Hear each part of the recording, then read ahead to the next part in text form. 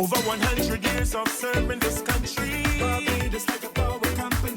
From Christchurch to St. Lucie. Barbados like a power company. You can count on us. Hello and welcome to this episode of Energy Talks. Today we are focusing on kite flying safety. We want you to have fun during the holidays, during the Easter weekend, but we also want you to keep safety top of mind. You're going to hear from one of our Barbados Light and Power distribution supervisors who is proactive when it comes to safety.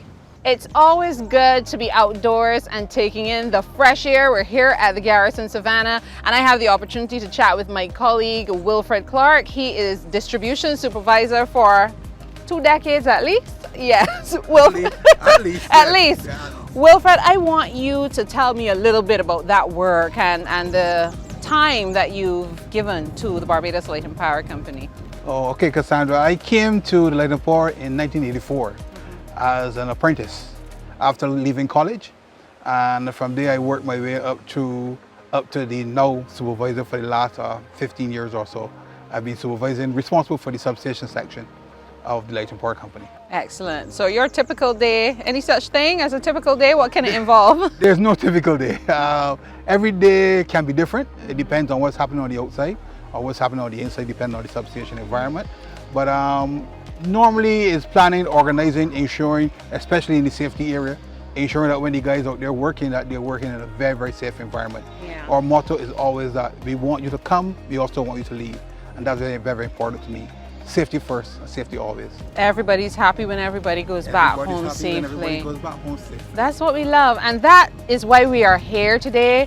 We've had an opportunity to chat with the children. They have been a part of sharing the safety tips, which you will see on our social media platforms. And Wilfred, you're always ready, as you said, to share when it comes to safety. So I want you to talk a little bit about some of the challenges that you've seen that kites can cause in terms of faults on our lines and anything else you want us to know. Right. So Cassandra, we've been saying this for years and years and years. We've been telling the kids, we've been telling the parents, never fly kites near power lines.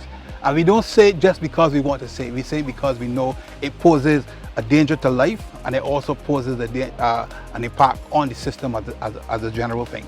So I really want everybody to know it's best if you want to fly the kite. We all enjoy flying kites. Go someplace where it's safer. The impact it will have on the system, for example, is that when the kite goes into the lines, the first thing that can happen is that the kids or whoever's flying will want to get that kite down. So they tug. And that tugging can do something which we don't want to have happen. We can bring those two lines closer together. They're set up there a distance apart for a purpose.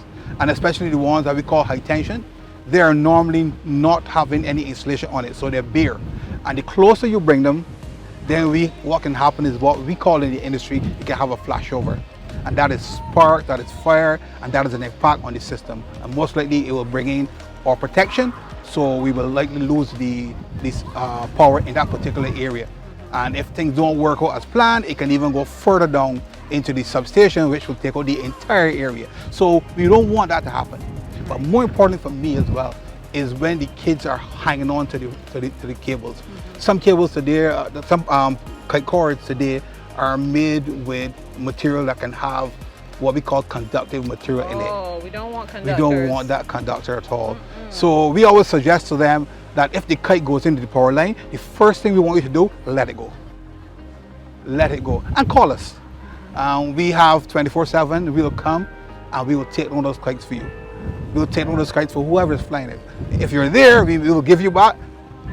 Sometimes we'll keep them because it's safer for us to have them than for you to have them. But we don't want you to be holding that cord and trying to tug that kite away from the power line. Yeah, so that's important to me.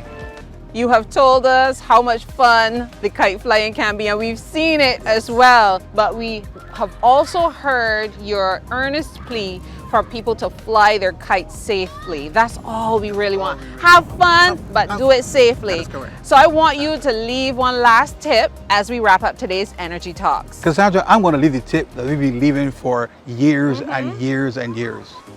Parents, those who are responsible, those who want to fly kites, please don't fly kites near power lines. One thing I can tell you, the wind up here is perfect for kite flying. I have to hold on to this cannon so I don't take off like a kite too. Thank you so much for joining us for this episode of Energy Talks. Stay safe and have some good, safe kite flying this Easter season and beyond.